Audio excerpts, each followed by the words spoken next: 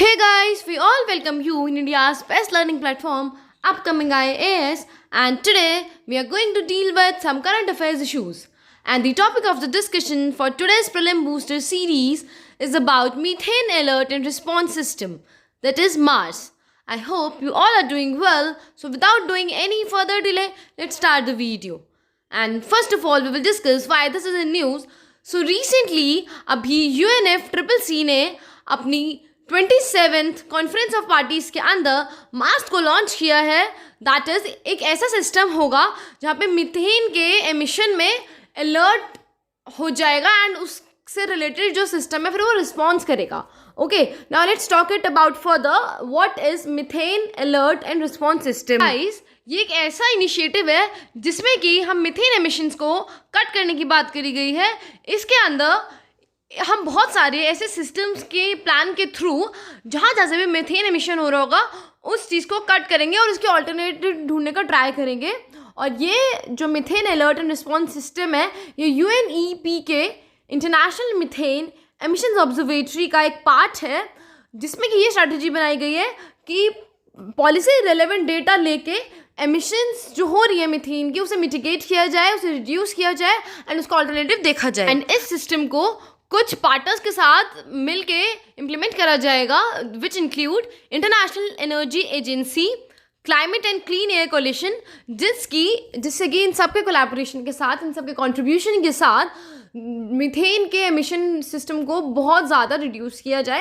तो अब हम कुछ ऑब्जेक्टिव्स की बात कर लेते हैं कि हम कैसे इसको मिटिगेट करेंगे, इसको रिड्यूस करेंगे. एंड सबसे पहली बात यह कि हम इसे कैसे पता लगाएंगे कि किन किन एरिया से मीथेन का एमिशन हो रहा है. और स्टूडेंट्स, अभी आप सब लोग ये समझ जाएंगे कि हम मीथेन के एमिशन को इतना ज़्यादा रिड्यूस क्यों करना चाहते हैं और क्यों हम उसका एक ऑल्टरनेटिव ढूंढ रहे हैं. तो सबसे पहली बात, जो सैटेलाइट्स ऑलरेडी एग्जिस्टिंग हैं एंड कुछ फ्यूचर सैटेलाइट्स भी हमें ये बताएंगी कि अक्रॉस द वर्ल्ड किन किन जगह से मीथेन एमिशन हो रहा है, वो हमें डिटेक्ट करके बताएंगी. एंड बहुत ज़्यादा पॉइंट ऑफ टाइम पे जो फॉसिल फ्यूल वाली इंडस्ट्रीज होती है वो हमें पता है कि उनसे तो मीथेन एमिशन होता ही होता है, क्योंकि उनसे सारी जो ग्रीन हाउस गैसेज है फॉसिल फ्यूल इंडस्ट्रीज से ग्रीन हाउस गैसेज निकलती ही हैं.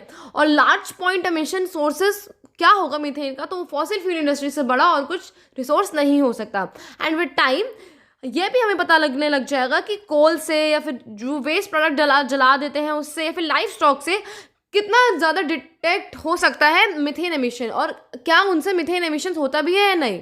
Now let's talk about methane कि इतना ज़्यादा हम मीथेन के एमिशन को कंट्रोल करने की बात क्यों कर रहे हैं. तो students, among all green house gases ये सेकेंड मोस्ट कॉमन गैस है जो 6 ग्रीन हाउस गैसेज होती हैं उनमें से. एंड अगर हम कार्बन डाइऑक्साइड की बात करें कि जो कार्बन डाइऑक्साइड है उससे ज़्यादा ग्लोबल वार्मिंग होती है, वो एक मेजर ग्रीन हाउस गैस है.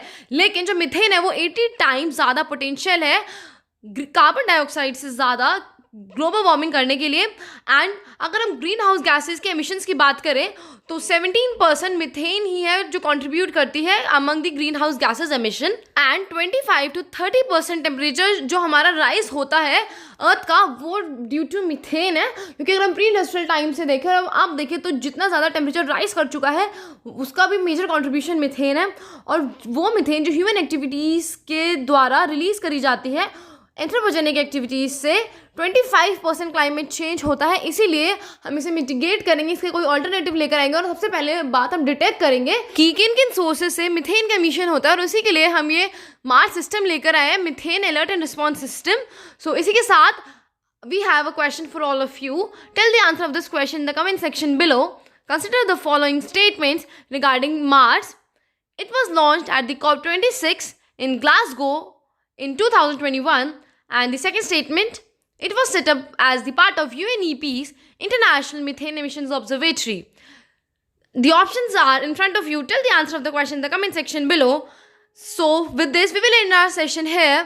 Thank you so much and have a nice day ahead.